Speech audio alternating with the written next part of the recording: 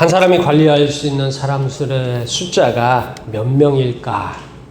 조직 이론의 어떤 통계에서는 한 사람이 최선의 영향력을 행사할 수 있는 사람의 숫자가 10명에서 14명 정도라고 합니다.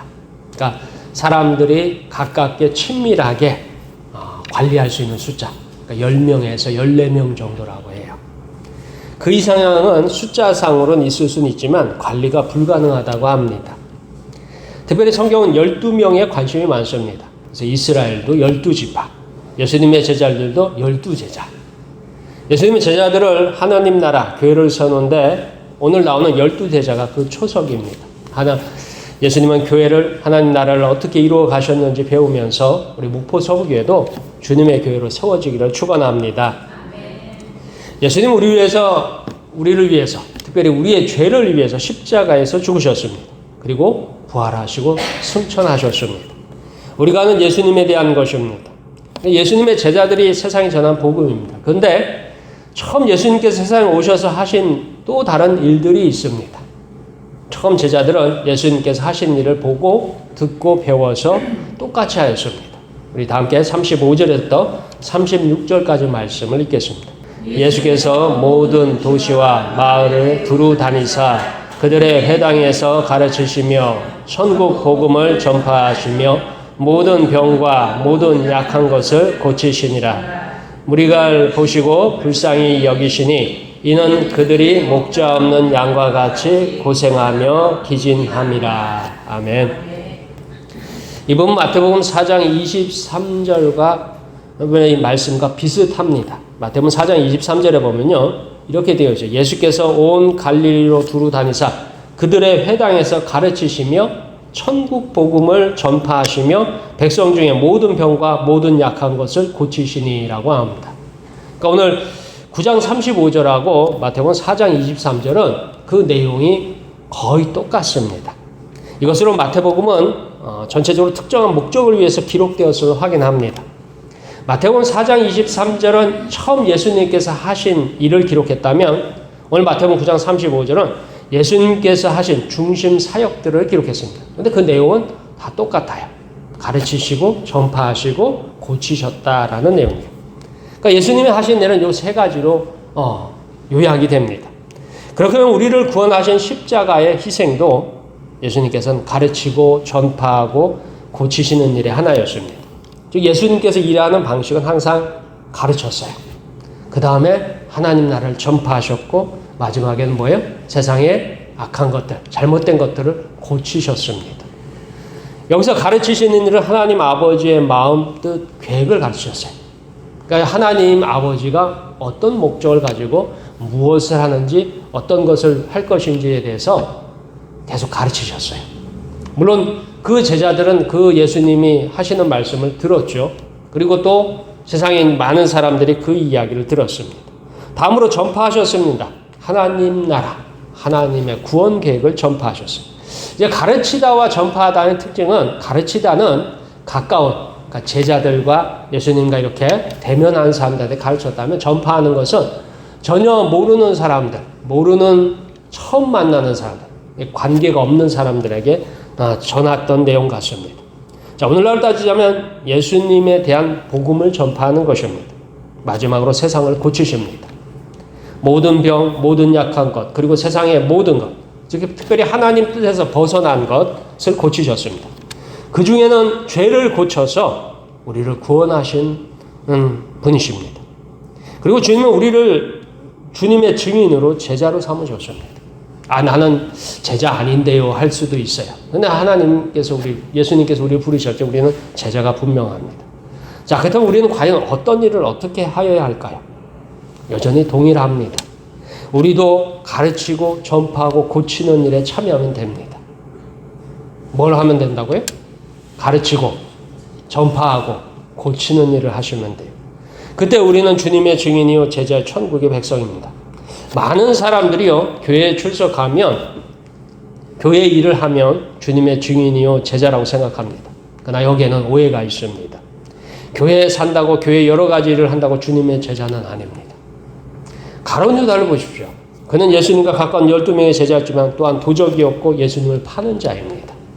그래서 예수님의 제자가 하는 일은 가르치고 전파하고 고치는 일을 하는 일입니다. 오늘도 우리는 가르치고 전파하고 고치는 일에 앞장서기를 축원합니다. 다음으로 예수님은 추수할 일꾼을 찾고 계십니다. 이유는 간단합니다. 세상을 불쌍히 여기셔서 그리고 길 잃은 사람들 구원으로 인도할 안내자가 필요합니다. 우리 다 함께 36절에서 38절까지 말씀을 읽겠습니다. 우리를 보시고 불쌍히 여기시니 이는 그들이 목자 없는 양과 같이 고생하며 기진함이라. 이에 제자들에게 이르시되 추수할 것은 많되 일꾼이 적으니 그러므로 추수하는 주인에게 청하여 추수할 일꾼들을 보내주소서 하라 하시니라. 아멘. 우리가 배가 고플 때 하는 말 중에 하나가 허기진다라는 표현을 사용합니다. 허기진다. 근데 사람의 영혼에도 배고픔이 있을 적에 이 허기짐을 느낍니다. 아무리 부유하고 성공해도 이 영혼의 허기짐 때문에 무너지는 사람들이 많습니다. 이 영혼의 허기짐은 세상적인 방법으로 치료할 수도 없습니다. 이 영혼의 허기짐을 이기는 방법이 예수님을 의지하는 방법입니다. 그래서 우리가 가르치고 전파하고 고치는 일에 우리는 예수님에 대해서 전해야 합니다. 예전에 서울에 부목사로 일할 적에 전도를 아주 잘하는 집사님이 있었습니다. 이분은 글도 잘 몰라요. 자기 이름도 간신히 쓰시는 분이십니다. 그러니까 너무 가난해서 정부에서 나오는 보조금으로 생활을 했습니다. 배우지도 못했고 재산도 없어서 항상 사람들에게 무시를 당합니다. 그런데 전도는 기가 막히게 잘합니다. 그러니까 전도를 하도 잘하니까 그 집사님한테 이제 전도하는 걸 좀 배워보자고 교인들이 많이 따라 나섰어요. 그래서 심지어는 목회자들도 한동안 따라다니기도 했습니다. 저도 한동안 따라다녔어요. 그 집사님 연세가 거의 한 70 넘으셨는데 아무튼 그 집사님 전도를 그렇게 잘하세요. 그래서 이제 한참 따라다녔는데 뭐 표현하면 죄송한 표현이지만 아주 쉽게 설명하자면 한마디로 굉장히 무식하고 용감합니다. 교회에서 목사님이요 오늘 뭘 전하라고 하면요 말 그대로 가서 전합니다.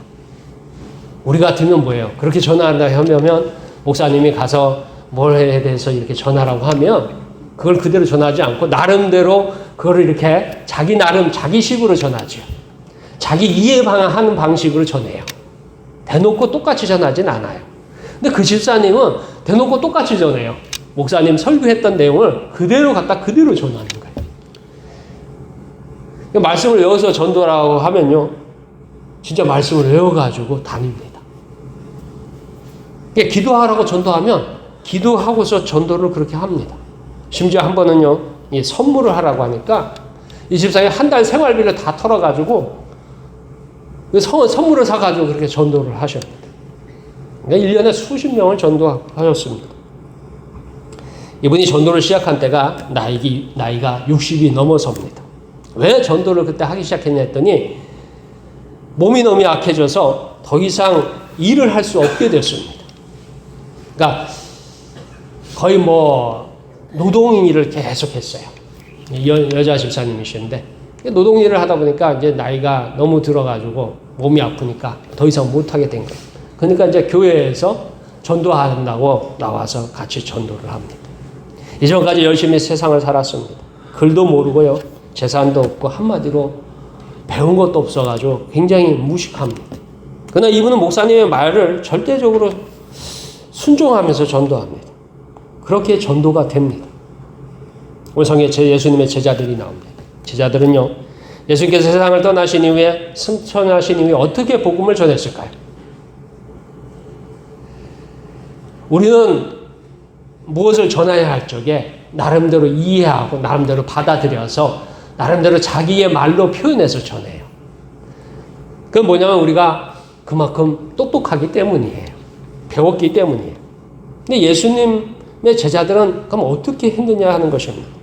그들은 예수님을 따라다니면서 예수님을 배웠습니다. 예수님께서 가르치셨습니다. 제자들도 예수님처럼 가르쳤어요. 예수님께서 세상에 계실 적에 하신 말씀을, 전하신 말씀을, 가르쳐 주신 말씀을 그대로 가르쳤습니다. 오늘날로 따지자면요, 교회에서 주일에 들었던 설교 또는 인생의 실제 경험, 응답받았던 말씀을 전달하는 겁니다. 어려우면 사도신경에 나오는 내용이라도 가르치면 됩니다. 그것이 제자들이 가르친 내용입니다. 예수님을 가르쳤습니다. 예수님에 대해서 가르쳤습니다. 많은 조롱과 무시를 당하면서요, 꾸준히 가르쳤습니다. 다음으로 전파하였습니다. 바로 구원에 대해서 전파하셨어요. 예수님의 제자들이 구원에 대해서 전파할 적에요, 처음에는 유대인들에게만 전했어요. 근데 나중에 가서는 어떻게 해요? 전혀 모르는 도시, 모르는 사람, 전혀 알지도 못하는 곳에 가서 예수님을 전파하셨어요. 아무도 듣지 않는 곳에서, 아무도 기지하지 않는 곳에서 예수님을 전파하셨어요. 그곳에 이를 때마다 하나님께서 영혼을 만나게 하시고요, 전파되는 곳에서 능력이 나타났습니다. 하나님 나라에 대해서 이야기할 때 구원받은 영혼을 얻었습니다.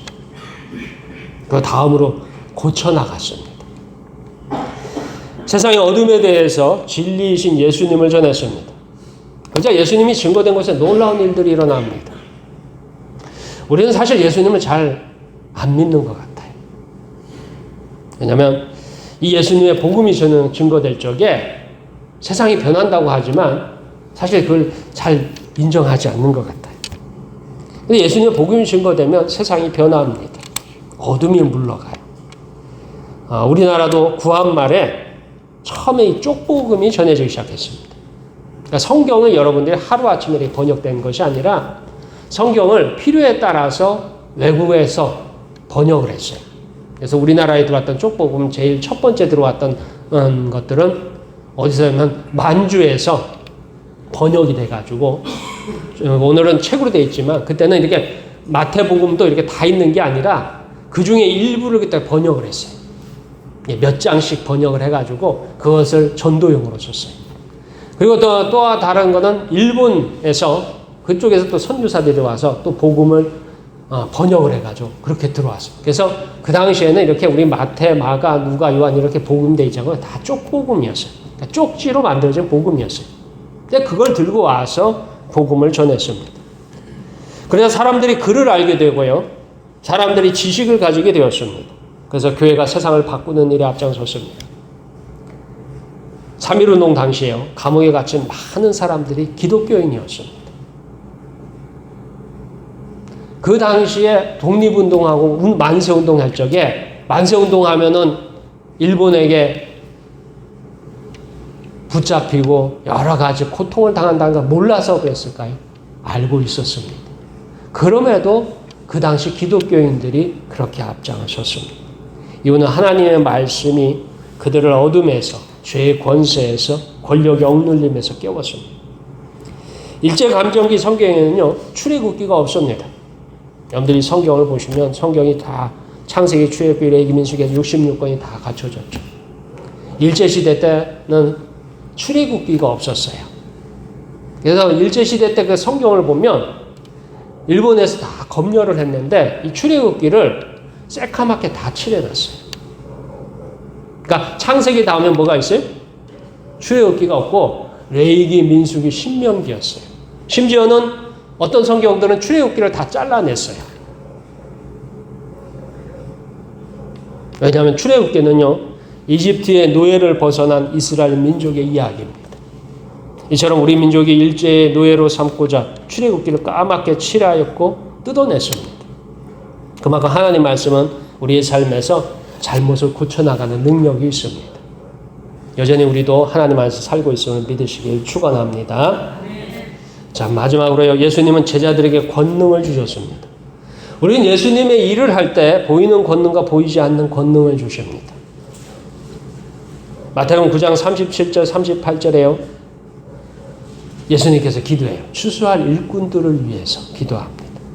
그 기도의 응답으로 제자들에게 주신 특별한 능력을 보여주십니다. 우리 다 함께 10장 1절 말씀을 읽겠습니다. 10장 1절 말씀. 예수께서 그의 12제자를 부르사 더러운 귀신을 쫓아내며 모든 병과 모든 약한 것을 고치는 권능을 주시니라. 아멘. 오늘 성경에 예수님은 당신의 제자들을 세우십니다. 정확하게 말하면 예수님께서 제자들을 부르셨어요. 근데 제자들 어디서 불렀냐면 갈릴리 바닷가에서 불렀어요. 그래서 베드로부터 시작해가지고 요한과 야고보 뭐 이게 다 부릅니다. 그게 어불들이에요. 심지어는 뭐 아무튼 예수님은 세관에 앉은 마태까지 부르셨어요. 예수님도 제자를 부르셨습니다.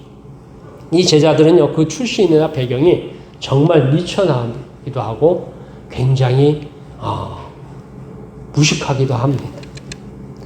제자들은 바리새인이나 사두개인, 대제사장들처럼 좋은 집안에 태어나면서 많은 교육을 받아서 준비된 사람이 아닙니다.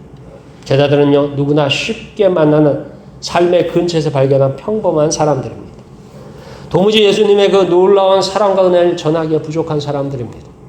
예수님께서 얼마나 위대한 분이세요. 하나님의 아들이세요. 그러니까 지식으로도 지혜로도 권능으로도 감히 예수님에 대적할 사람이 없었어요. 그런데 그 예수님의 제자들은 너무너무 평범한 사람들이에요. 너무너무, 왜냐면 어떻게 표현할까요? 수준이 맞지 않는 사람들이에요. 그런 사람들을 예수님께서 부르셨어요. 그리고 제자로 삼았어요. 오늘날 혈연, 지연, 학연을요, 적폐처럼 말합니다. 그래서 무슨 일을 할 때마다 뭐 정부의 고위직을 뽑을 적에 혈연, 뭐 친인척이다 하면 문제가 있는데 하잖아요. 그리고 뭐예요? 같은 학교 출신이다 하면 뭐라고요? 그거 문제가 있을 것 같아. 또 같은 지역 출신이다 하면 뭐예요? 그거는 옳지 않아. 뭐 이렇게 얘기합니다. 그래서 우리나라 이 뭐 혈연과 지연과 학연을 오늘날은 이게 피해야 될 것 또는 뭐예요? 되도록이면 그걸 통해서 할 게 못 된다라고 적폐라고 얘기합니다. 근데 현대의 공교육이 등장하기 전까지, 그러니까 우리가 소위 말해서 오늘날 공교육을 하잖아요. 공교육이 등장하기 전까지요, 최고의 인재 구별법이 혈연과 지연과 학연이었어요. 그러니까 좋은 사람을 찾으려면 어떻게 해요? 좋은 집안에서 찾아야 돼요. 좋은 사람을 찾으려면 어떻게 해요? 그 남들보다 뛰어난 지역에 가서 찾아야 돼요.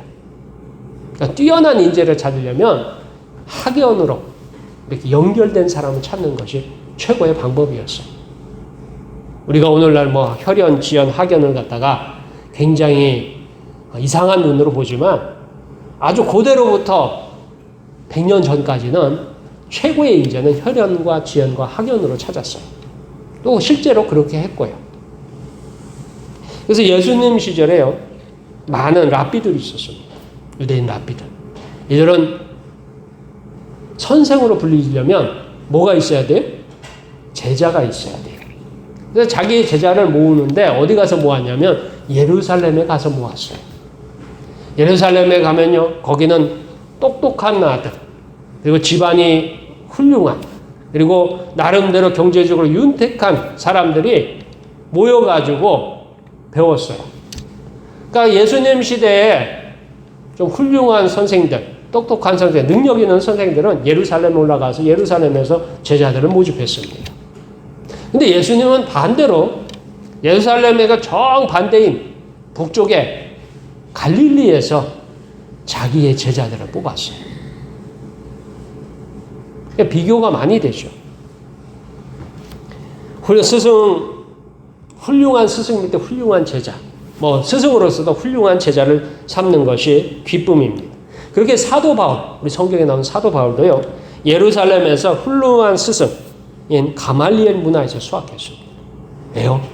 왜냐면 사도 바울도 훌륭한 스승을 찾아서 움직였는데 거기가 예루살렘이었어요.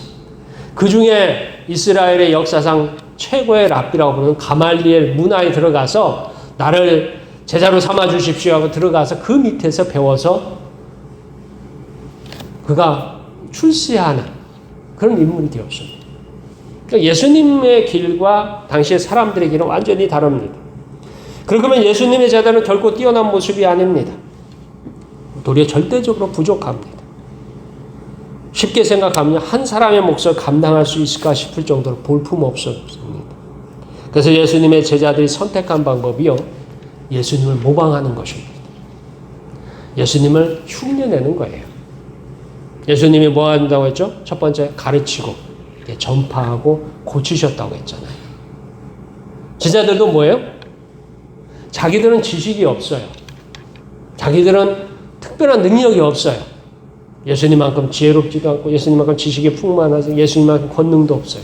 그래서 제자들이 예수님의 제자니까 예수님의 일을 해야 되니까 한 방법이 뭐냐면 예수님을 흉내내는 거였어요. 제자들은 예수님을 모방하는 것 외에 배우지도 못했고 알지도 못했으며 경험도 없습니다. 그래서 예수님께 하신 일을 모방하는 것이 제자들의 일입니다. 예수님도 제자들의 한계와 부족함과 연약함을 알고 계십니다. 때문에 예수님은 나름대로 대안을 만드셨어요. 예수님도 나름대로 방법이 있었습니다. 오늘 성경에서요 이렇게 되어 있어요. 더러운 귀신을 쫓아내며 모든 병과 모든 약한 것을 고치는 권능을 주셨습니다. 이것이 예수님께서 제자들에게 행하신 일이에요. 예수님의 일을 예수님처럼 가르치고 전파하고 고치는 일을 할 적에 하나님께서 뭐예요? 예수님께서 그에게 능력을 주셨어요. 예수님 마태복음 28장 20절에요. 내가 너희에게 분부한 모든 것을 가르쳐 지키게 하라. 볼지어다 내가 세상 끝날까지 너희와 항상 함께 있으리라 했습니다. 그러니까 예수님의 분부한 모든 것을 가르쳐서 지키게 하면 예수님이 함께 있으리라 했어요. 마가복음 16장 20절에서는요. 제자들이 나가 두루 전파할새 주께서 함께 역사하사 그 따르는 표적으로 말씀을 확실히 증언하시니라 했습니다. 그러니까 예수님에 대해서 증언할 적에 어떤 일이냐면 표적이 따른다라고 합니다. 이렇게 처음 제자들이 예수님을 가르치고 전파하고 고치는 일을 감당했습니다. 그리고 예수님의 일을 하는 사람에게 예수님은 성경의 약속대로 표적을 행했어요. 그러니까 예수님이 뭐예요? 함께 하시리라 했어요. 증언하는 곳에 어떻게 표적이 나타나라 했어요. 이것은 오늘날도 동일합니다. 오늘날도 동일하게 일어나요.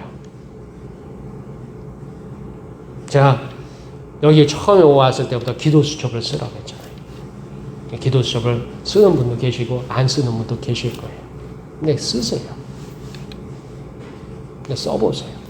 왜 자꾸 써보라고 하냐면 예수님 살아계시고 우리의 기도 응답하시고 우리를 사랑하시기 때문에 우리에게 당신을 나타내고 싶어 하셔요.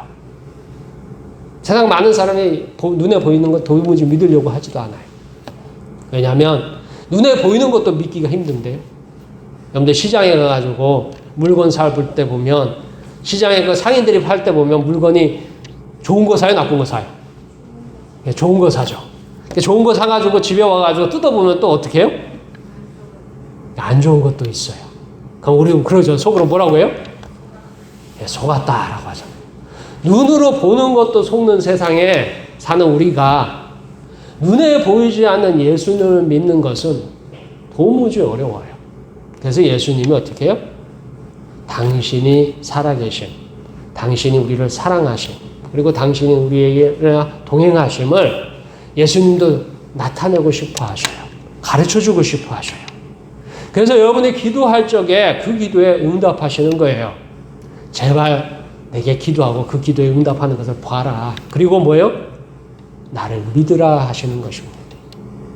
앞에서 말한 서울에서 전도 많이 하는 집사님께서요. 전도하고자 하면 반드시 전도가 됩니다. 희한하죠? 자기 이름도 못 쓰시는 분인데 근데 전도하려고 이렇게 돌아다니면서 전도지를 전하고 전도를 하려고 찾아가고 하면 그분이 아무튼 간에 한 6개월씩 집에서 쫓아다니면 전도가 돼요. 이상하죠? 아무튼 그렇게 전도가 됩니다. 그 이유는 의외로 간단합니다. 이 집사님께서 전도할 대상을 위해서 기도를 해요. 그리고 그 전도할 대상한테 가서 하시는 말씀이 그래요. 하나님께 기도하면 다 응답해 주십니다. 라고 전해요.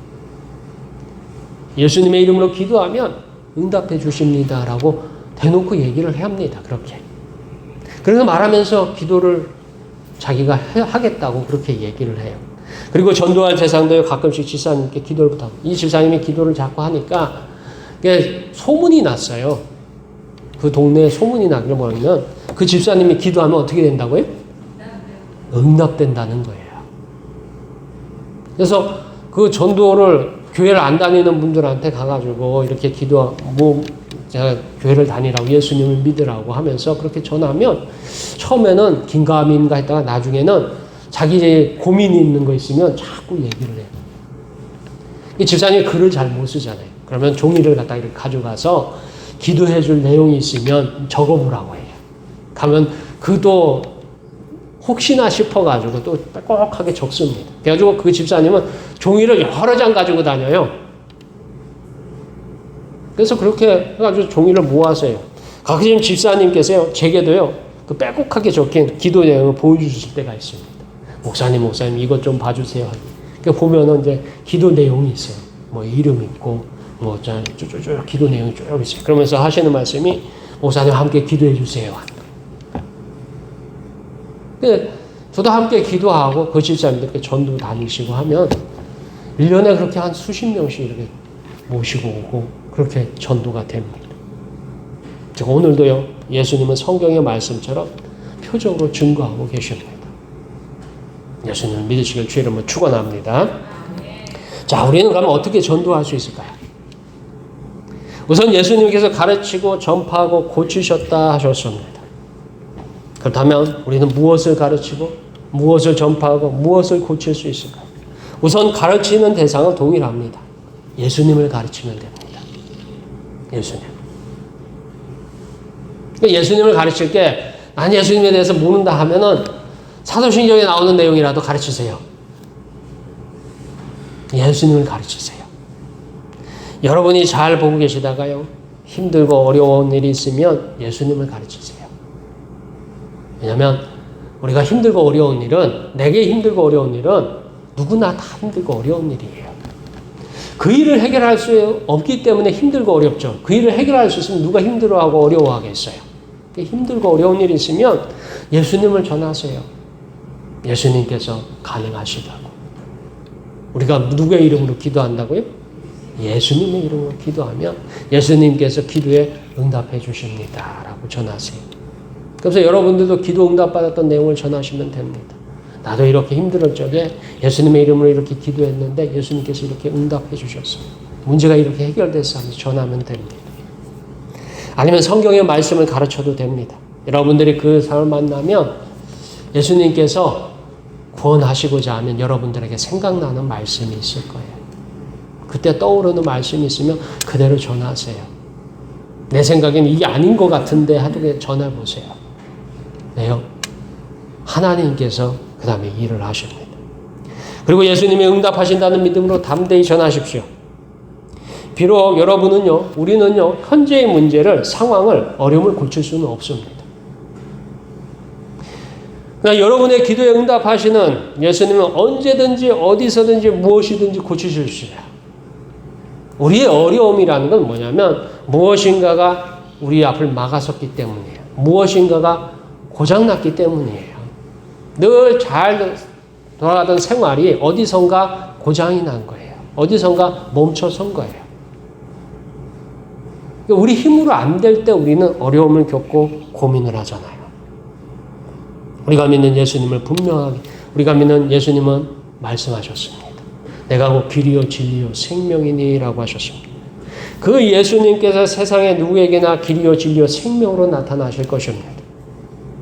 우리가 먼저 은혜를 받은 사람이요 사랑을 받은 사람으로 우리가 경험하고 경험을 가르치고 전파하면 예수님께서 고치십니다. 그래서 우리가 전파하는 예수님, 복음을 복음에 보면 예수님이 이렇게 해가지고 이렇게 하지 마시고 내가 기도했던, 내가 이러이러한 일 때문에 기도했는데 그때 예수님께서 이렇게 응답하셨다라는 것을 가르치세요. 그리고 뭐예요? 함께 기도하겠다고 얘기해 주세요. 그리고 뭐냐면 예수님을 믿으시면 예수님께서 더 빨리 응답해 주신다고 그렇게 가르치세요.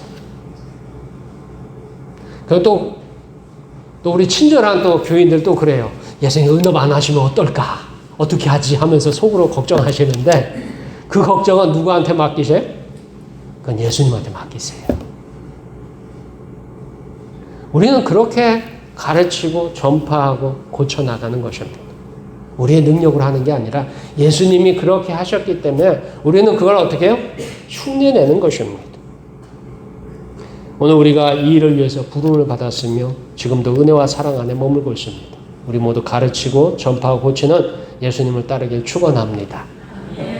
우리가 하는 이것은 처음에 하는 것, 세상 사람들이 아무도 안 했던 걸 다시 하는 게 아니에요. 예수님이 하셨던 거를 오늘 우리가 어떻게 해요? 따라하는 거예요.